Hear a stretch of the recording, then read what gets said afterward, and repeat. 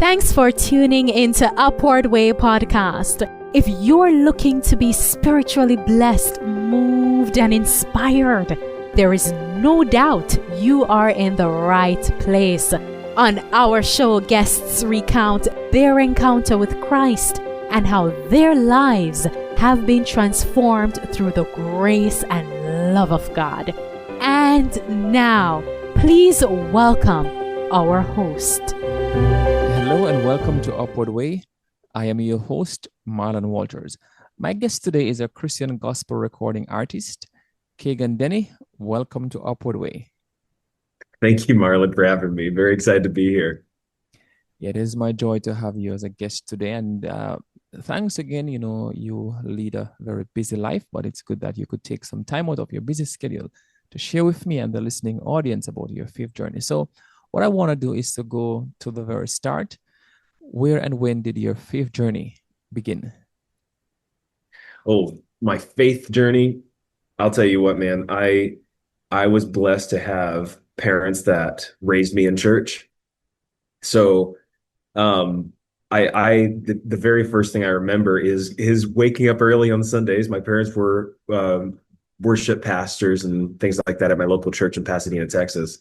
And I would get up with them in the mornings. We would go to practices, and dude, church was just a part of my life as a kid. So it's just always been something. I made the decision for myself, probably. I know this is young, right? I know this is very young, but I made the decision when I was 6 years old. I just fell in love with who Jesus was. And ever since then, it's just my relationship with him has just become deeper and deeper and deeper. But it really started when I was 6. For some reason, something just clicked. And I knew exactly, I understood fully who Jesus was. And I just decided I was going to love him for the rest of my life right then and there.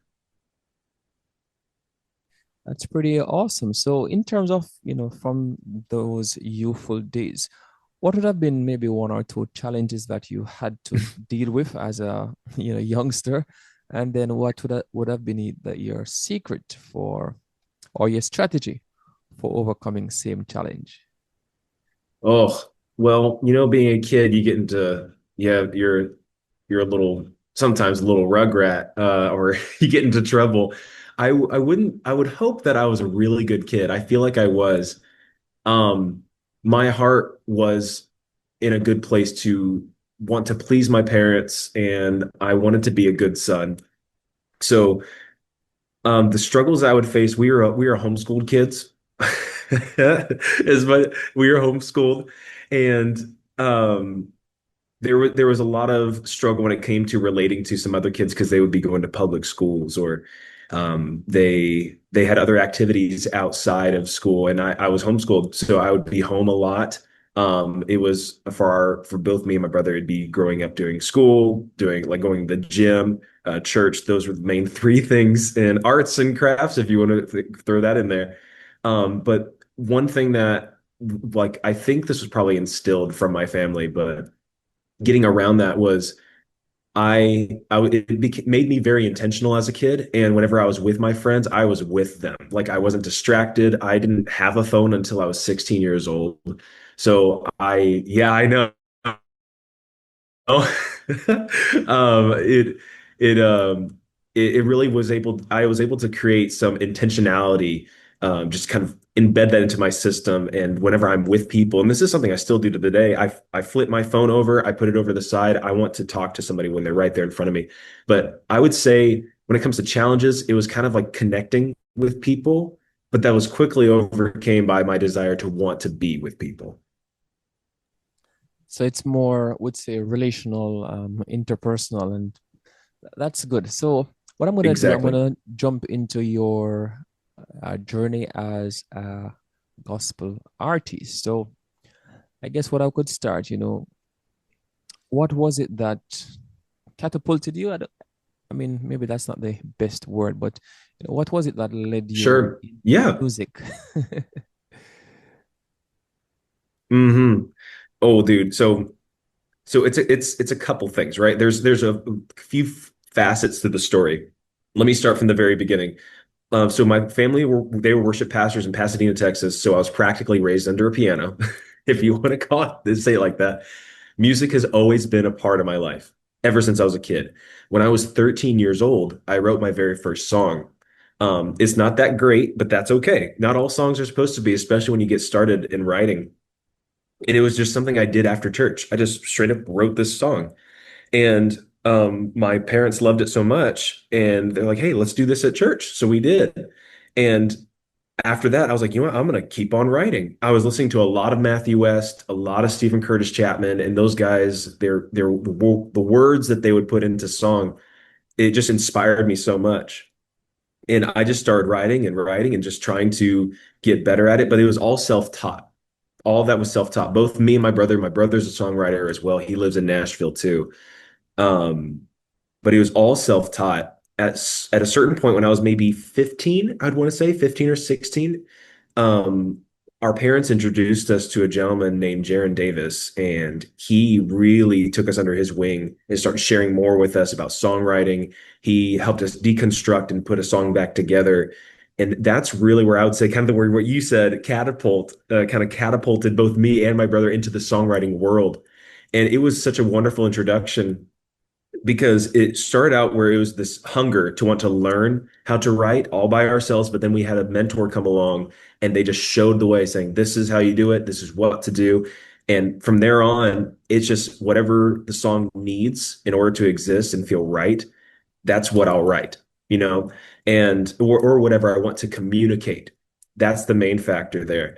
But that's really how it all got started, man. It's all through mentors, connections, and parents that were willing to invest.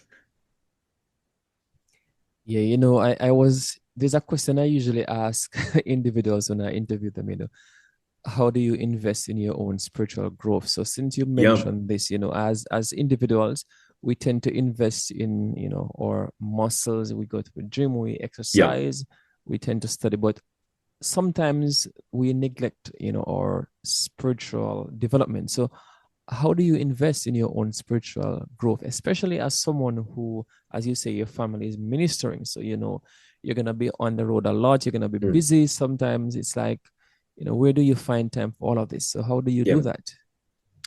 I have to make time. I have to make time, and it's the one-on-one moments with Jesus, just spending time in prayer or reading His Word. And I am partially a true. I really believe in praying throughout the day is one factor, but I do believe that He is worthy of my time to be set aside and just kind of talk through things that I'm either praying for or I'm saying, God, what do you want me to do? That's where I need to do that through just prayer and also meditating on His Word. But I feel like for me, I have to, I know for some people it's easier. I'm a very ADHD person, so I have to literally set some time aside because I don't want to forget. He's more important to me than that. I don't want to forget, and I want to make sure that I'm giving, if you want to put it like this, like 10%. And what is that out of the day? It's like what, 2 hours, like 2.5, something like that. But I want to make sure that God is getting the time that He deserves out of my life. And that's not just in me going before people and ministering and like trying to share the love of Jesus, but it's also just that personal time. That's how I make myself stronger spiritually, is by spending that time and learning more about Him. Because the more you learn about someone, the more you end up, like when you're spending more time with them, you become more like them. And that's what I want. And so that's what I do. Yes, one of my friend who is a homeschooling mom, she said that for it to work for her, then she has to get up like 1, 2 hours before her child is up in order to do the preparation. And in the night, it's Oh, basically the same thing. So at least, you know, I can see a similar third running there where yeah. you have to really be intentional and deliberate. And, Yep. that is something that we all need to really practice, that for us to be strong in Christ, it has to be intentional. It's not automatic. It's not, okay, because I go to church or because I Yep. sing on the choir. It has to Uh-huh. be intentional. Now, I'm going back to your music production. I know you have a new single that was released a week or so ago based on our date of recording, Priceless, a collaboration with Dimas Cortez. Yeah. So I have spoken a bit, to Demas about, his own contribution. So from your end, how did this song come together? Actually, how did this collaboration Oh, in the first place, how did its things start? okay. So Demas has been a part of my life for a long time. My parents taught him at college back in 2005, I think. Maybe Demas shared some other information. I could be totally wrong, but that's where I remember him. But my parents taught him at college. So um, I've known him for a long time, and he's just been a connection ever since I was a kid. And we wrote a song together. I can't remember the name of the song. I'd have to talk to him again about what it was called. But he and I got together but it was just me and him. We had another writer on that other song. But we started talking about some music concepts, and I threw out the idea of wanting to write about like the idea that God created all of the universe. He created the moon, the sun, the stars, the sky, and he did it just by um speaking into existence. But he took so much time with us. He molded and crafted where the organs go. This is what the cells will do. This is how long their hair is going to grow. And then he embedded like our personalities deep within us, and like each person is so different, and it's just amazing that he took that much time. And then Demas threw out the concept of like, let's just talk about how priceless, and like talk about how he sees us. And it just was a perfect like collaboration of ideas. The production side of it, I feel like it had a totally different sound a year and a half ago, because that's when we were writing. It was like a year and a half, 2 years ago when we started writing that song. But it had a totally different sound. It was going in a different direction. He visited me here in Nashville, and we sat down, and he's like, "Do you remember that song Priceless?" I'm like, "Yeah." We like for a split second, I feel like we kind of forgot about it a little bit. And he's like, listening to it. I think I might want to release it. I was like, really? I was very excited. And then he's like, "Do you want to feature on it?" I was like, why, of course, yes. So we worked on that while he was in my studio. We kind of came up with the sound that it has today. I'm really good at production, but there are people that are better than me. So we sent it off to Landry Cantrell, who he made the cake have better flavor. He made it have the icing and the toppings.